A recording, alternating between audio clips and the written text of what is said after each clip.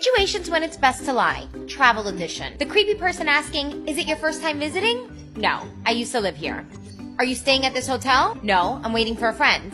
Where are you staying? Marriott. Because those hotels are everywhere. Placing an order for delivery and they ask for your name? The name? Oh, it's for John. A salesman asks if your parents are home. They're on a call. Just leave it at the door. Thanks. You need to set up a voicemail. Hey, Dad, can you record a voicemail for me? On a plane and a chatty neighbor says, I hate traveling alone. How about you? Same. My friends are a few rows back. Checking into a hotel alone? Lie. Yeah, I'm on my way up.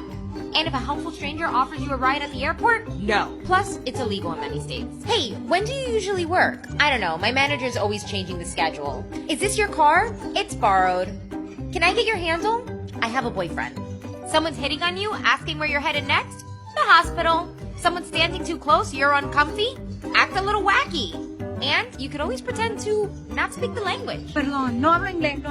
When someone asks where you live, by the Walmart. There's probably a Walmart somewhere. Where do you work? The electric company. Where do you go to school? Oh, it's online. When someone asks if you're alone, do you live alone? No, you have roommates. Traveling alone? Nope, you're waiting for a friend. Headed home alone after a night out? Nope, going to a friend's house. You're never alone. You're just surrounded by so many people. All the time. All the time. A repairman asks if anyone else lives with you. Yes, and you're expecting people. You can also ask for an ID and call the company to confirm identity. A cab driver asks if you're meeting friends. Most definitely. Traveling alone and someone asks if you know people in town or need a ride, you're staying with family and they're picking you up. You're in a cab and the driver asks, do you live in the building? Just visiting my dad. Do you live alone? No, my roommate. He's military. Driver tells you you're hot? Hi, Dad. Can you open the door? I'm 5 minutes away. And shout out to the drivers that look out for their passengers. Working alone and someone asks, oh, are you alone? Nope, my boss is in the back. Live alone and don't want people to know? Hey, babe, I'm home. And when ordering a cab, use a nearby address versus your house if you don't want them to know where you live. Travel safety tips. Don't keep your cash all in one place. And yes, you should carry cash, but split it up in case of emergency. You can hide it in everyday items like chapstick, a mirror, deodorant, even a scrunchie. This one looks cute, but check it out.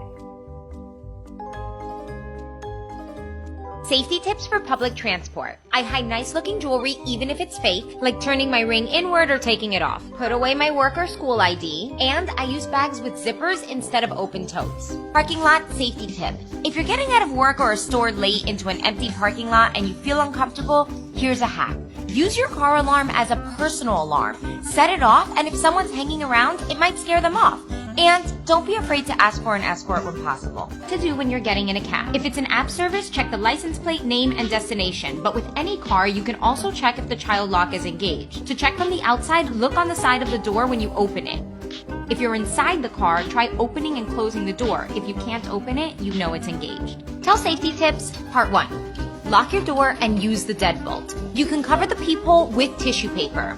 Hang the do not disturb sign and leave that for the remainder of your stay unless you want the room clean. And keep the TV on with low volume even if you're not in the room.